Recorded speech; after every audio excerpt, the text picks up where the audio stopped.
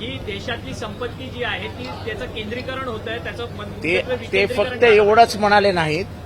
ते म्हणाले या देशातली सत्ता आणि या देशातली श्रीमंती ह्याचं केंद्रीकरण होत आहे, त्याचं विकेंद्रीकरण झालं पाहिजे. आम्ही याच विचाराचे आहोत. सत्तेचं विकेंद्रीकरण आणि पैशाचं आर्थिक सत्तेचंही विकेंद्रीकरण ही भारताच्या स्वातंत्र्यापासून भारताची भूमिका राहिली आहे. त्या भूमिकेशी विसंगत परिस्थिती तयार झाली आहे. गडकरी सत्य बोलतात आणि आम्हाला ते नेते आवडतात. जागतिक युद्धाला देखील सुरुवात होईल असं त्यांचं म्हणणं आहे. आता हे असे नेते बोलले, असे नव्हते बोलले की बरं वाटतं. कारण जे आमच्या मनात असतात ते गडकरी बोलतात. ही मानसिक विकृती आहे. नथुरामाचं पूजन करणाऱ्या लोकांची संस्कृती आज म्हणजे संस्कार आणि संस्कृती महाराष्ट्रात देशात दिसतच असते.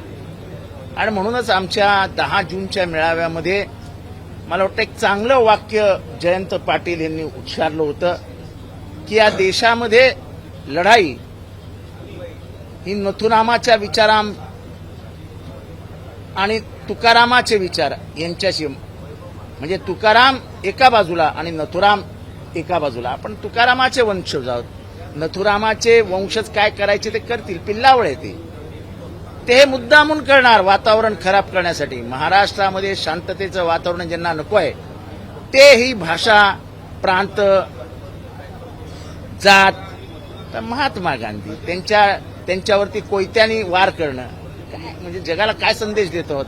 अहो त्या माणसाने म्हणजे एका नागड्या फकीरानी 3 गोळ्या छातीवर झेलतानाही हे राम म्हटलं. त्याची तुलना कुठे करता? अशा कोयत्या फैत्यानी काय होत नाही हो. अलीकडे हल्ली अशा घटना खूप होताना पाहायला मिळतात. काय लगेच क्षणिक प्रसिद्धी आहे ना.